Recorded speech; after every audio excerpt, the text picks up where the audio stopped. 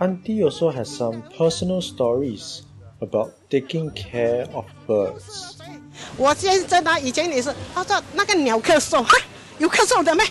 他说我买咳嗽药水给他吃。喂，你有没有疯啊？真的是买咳药水，真的咩？是咳嗽药水，那个咳嗽啊，那个药水喝了呢，他的鸟就 OK 了。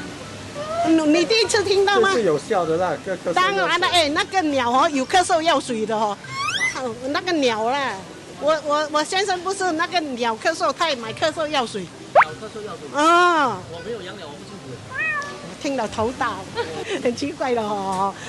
这个就是叫做无奇不有。